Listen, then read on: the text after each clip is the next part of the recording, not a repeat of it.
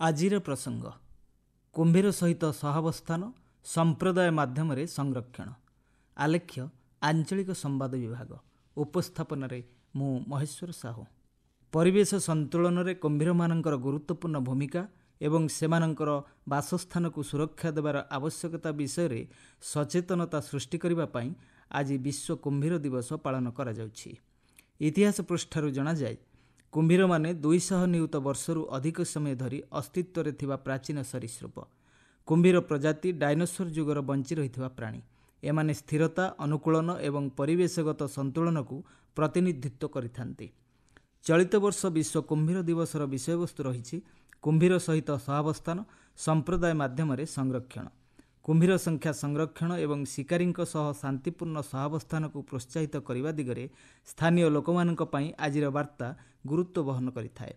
ବିଶ୍ୱରେ ବାସସ୍ଥାନ କ୍ଷତି, ଜବରଦଖଲ ଏବଂ ଜଳବାୟୁ ପରିବର୍ତ୍ତନ ଯୋଗୁଁ କୁମ୍ଭୀର ଓ ମଣିଷ ମଧ୍ୟରେ ସଂଘର୍ଷ ସାଧାରଣ ଘଟଣା ପାଲଟିଗଲାଣି।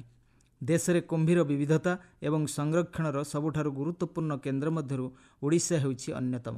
ଓଡ଼ିଶାରେ ମଗର କୁମ୍ଭୀର, ଲୁଣିଜଳ କୁମ୍ଭୀର ଓ ଘଡ଼ିଆଳ କୁମ୍ଭୀର ପ୍ରଜାତି ଦେଖାଦେଇଥାନ୍ତି। ମଧୁର ଜଳ ବାସସ୍ଥାନରେ ଦେଖାଯାଉଥିବା ମଗର କୁମ୍ଭୀରକୁ ମାର୍ସ କୁମ୍ଭୀର ଭାବେ ମଧ୍ୟ ଜଣାଯାଇଥାଏ।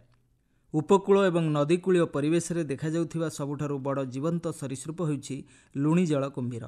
ତୃତୀୟ ପ୍ରଜାତି ଘଡ଼ିଆଳ କୁମ୍ଭୀର ନଦୀ ପରିବେଶରେ ଦେଖାଦେଇଥାନ୍ତି। ଏହି ପ୍ରଜାତି ହେଉଛନ୍ତି ଆକାରରେ ଲମ୍ବା। ଏମାନଙ୍କର ନାକ ସଂକୀର୍ଣ୍ଣ ଏବଂ ଏମାନେ ଅତ୍ୟନ୍ତ ବିପଦପୂର୍ଣ୍ଣ ମାଛ ଖାଇଥାନ୍ତି। ସୁନ୍ଦରବନ ପରେ ଭିତରକନିକା ହେଉଛି ଭାରତର ଦ୍ୱିତୀୟ ବୃହତ୍ତମ ହେନ୍ତାଳ ବଣ, ଯାହା ଲୁଣିଆ ଜଳ କୁମ୍ଭୀର ପାଇଁ ଏକ ଗୁରୁତ୍ୱପୂର୍ଣ୍ଣ ପ୍ରଜନନ ଭୂମି ଭାବରେ ବିବେଚନା କରାଯାଉଛି। 2025 ମସିହା ଜାନୁଆରୀ ମାସର କୁମ୍ଭୀର ଗଣନା ଅନୁସାରେ ଭିତରକନିକାରେ 1826ଟି ଲୁଣିଜଳ କୁମ୍ଭୀର ଥିବା ଜଣାପଡ଼ିଛି। ଭିତରକନିକାରେ ମଧ୍ୟ ଧଳା କୁମ୍ଭୀର ସହିତ ଅନ୍ୟ 2 ପ୍ରଜାତିର କୁମ୍ଭୀର ଦେଖିବାକୁ ମିଳୁଛି। ବିଗତ ଶତାବ୍ଦୀର 70 ଦଶକରେ ଓଡ଼ିଶାର କୁମ୍ଭୀର ସଂରକ୍ଷଣ କାର୍ଯ୍ୟକ୍ରମର ସଫଳତା ଦେଖିବାକୁ ମିଳିଥିଲା। କେନ୍ଦ୍ର ଓ ରାଜ୍ୟ ସରକାରଙ୍କ ସହିତ ମିଳିତ ଜାତିସଂଘ ବିକାଶ କାର୍ଯ୍ୟକ୍ରମ UNDP, ଖାଦ୍ୟ ଏବଂ କୃଷି ସଂଗଠନ ସହାୟତାରେ ଲୁଣିଜଳ ପ୍ରଜାତିର ସରୀସୃପକୁ ରକ୍ଷା କରିବା ପାଇଁ ଏକ ପ୍ରକଳ୍ପ ଆରମ୍ଭ କରାଯାଇଥିଲା। 70 ଦଶକରେ ଭିତରକନିକାରେ ଲୁଣିଜଳ କୁମ୍ଭୀରଙ୍କ ସଂଖ୍ୟା 100ରୁ କମ୍ ଥିଲା। ସରକାରୀ ସ୍ତରରେ ନିରନ୍ତର ସଂରକ୍ଷଣ ପ୍ରୟାସ ଯୋଗୁଁ ବର୍ତ୍ତମାନ ଭିତରକନିକାରେ ଏହି ପ୍ରଜାତିର କୁମ୍ଭୀରଙ୍କ ସଂଖ୍ୟା 1800ରୁ ଅଧିକ ହୋଇପାରିଛି। ଭିତରକନିକାରେ ମହାନଦୀ ଅବବାହିକାରେ ଥିବା ସାତକୋଶିଆ ଅଭୟାରଣ୍ୟରେ ଘଡ଼ିଆଳ କୁମ୍ଭୀର ସଂରକ୍ଷଣ ପାଇଁ ପ୍ରୟାସ ଜାରି ରହିଛି। ଏହି ପ୍ରଜାତିର କୁମ୍ଭୀରଙ୍କ ସଂଖ୍ୟା ବ୍ୟାପକ ଭାବରେ ହ୍ରାସ ପାଉଛି। ବାସସ୍ଥାନ ଅବକ୍ଷୟ ଏବଂ କମ୍ ପ୍ରଜନନ ସଫଳତା ସହିତ ବିଭିନ୍ନ ସମସ୍ୟାର ସମ୍ମୁଖୀନ ହେଉଛି। ସରକାରଙ୍କ ପକ୍ଷରୁ ଟିକରପଡ଼ାଠାରେ ଘଡ଼ିଆଳ କୁମ୍ଭୀର ସଂରକ୍ଷଣ ଏବଂ ଗବେଷଣା କେନ୍ଦ୍ର ପ୍ରତିଷ୍ଠା କରାଯାଇ କୁମ୍ଭୀରଙ୍କର ବଂଶବୃଦ୍ଧି ଏବଂ ସେମାନଙ୍କର ସଂରକ୍ଷଣ ପ୍ରତି ସରକାରଙ୍କର ପ୍ରତିବଦ୍ଧତାକୁ ନିଶ୍ଚିତ କରାଯାଉଛି। କୁମ୍ଭୀର ସଂରକ୍ଷଣ ସଫଳତାର ଏକ ପ୍ରମୁଖ ଉପାଦାନ ହେଉଛି ସ୍ଥାନୀୟ ଲୋକଙ୍କର ସମ୍ପୃକ୍ତି। କୁମ୍ଭୀର ବାସସ୍ଥାନ ନିକଟରେ ରହୁଥିବା ଗ୍ରାମ ଏବଂ ମତ୍ସ୍ୟଜୀବୀମାନେ ପ୍ରଥମେ କୁମ୍ଭୀର ରହୁଥିବା ବିଷୟରେ ଖବର ଦେବା ସହିତ ସେମାନଙ୍କର ବସାକୁ ସୁରକ୍ଷା ଦେଇଥାନ୍ତି।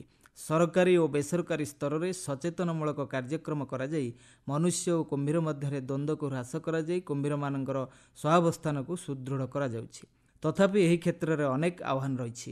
ଜନସଂଖ୍ୟା ବୃଦ୍ଧି, ନଦୀ ପ୍ରଦୂଷଣ, ଜଳାଶୟର ଜବରଦଖଲ ଏବଂ ଜଳବାୟୁ ପରିବର୍ତ୍ତନ ଆମ ରାଜ୍ୟ ଏବଂ ଦେଶରେ କୁମ୍ଭୀର ବାସସ୍ଥାନକୁ ବିପଦରେ ପକାଇଛି। ଚଳିତ ବର୍ଷର ବିଶ୍ୱ କୁମ୍ଭୀର ଦିବସର ବାର୍ତ୍ତାର ଯଥେଷ୍ଟ ପ୍ରାସଙ୍ଗିକତା ରହିଛି। କୁମ୍ଭୀରମାନଙ୍କ ସଂରକ୍ଷଣର ସଫଳ ରୂପାୟନ ହୋଇପାରିବ ଯଦି ବିଭିନ୍ନ ସମ୍ପ୍ରଦାୟର ଏହି କାର୍ଯ୍ୟରେ ସାମିଲ ହେବେ। କୁମ୍ଭୀରମାନେ ପରିବେଶ ତନ୍ତ୍ରର ବିରୋଧୀ ନୁହନ୍ତି। ସେମାନେ ଜଳଭୂମିର ରକ୍ଷକ ଓ ମାଛ ସଂଖ୍ୟା ବଜାୟ ରଖିବାରେ ସାହାଯ୍ୟ କରିଥାନ୍ତି। କୁମ୍ଭୀର ସଂରକ୍ଷଣର ଅର୍ଥ ହେଉଛି ଆର୍ଦ୍ରଭୂମି ଏବଂ ନଦୀର ସମୃଦ୍ଧ ଜୈବ ବିବିଧତାକୁ ସଂରକ୍ଷଣ କରିବା। ବିଜ୍ଞାନ, ପାରମ୍ପରିକ ଜ୍ଞାନ, ନୀତି ଏବଂ ସମ୍ପ୍ରଦାୟର ସହଯୋଗରେ ମିଶ୍ରଣ ମାଧ୍ୟମରେ କୁମ୍ଭୀର ପ୍ରଜାତିକୁ ବିଲୁପ୍ତ ହେବାର ଦ୍ୱାରରୁ ଫେରାଇ ଆଣିବା ସମ୍ଭବ ବୋଲି ରାଜ୍ୟ ସରକାରଙ୍କ ପକ୍ଷରୁ କୁହାଯାଇଛି। ଆଜି ଏହି ଦିବସ ପାଳନ ଅବସରରେ ଆମେ କୁମ୍ଭୀର ସଂରକ୍ଷଣ ପ୍ରୟାସକୁ ସମର୍ଥନ ଏବଂ ମଜବୁତ କରିବା ପାଇଁ ପ୍ରତିଜ୍ଞାବଦ୍ଧ ହେବା। କୁମ୍ଭୀରମାନଙ୍କର ଭବିଷ୍ୟତ ସୁନିଶ୍ଚିତ କରିବା ପାଇଁ ସରକାରୀ ଓ ବେସରକାରୀ ଅନୁଷ୍ଠାନଗୁଡ଼ିକ ବ୍ୟତୀତ ବୈଜ୍ଞାନିକ, ଛାତ୍ରଛାତ୍ରୀ ଏବଂ ବିଭିନ୍ନ ସମ୍ପ୍ରଦାୟର ଲୋକମାନେ ଉଦ୍ୟମ କରିବା ଅପରିହାର୍ଯ୍ୟ।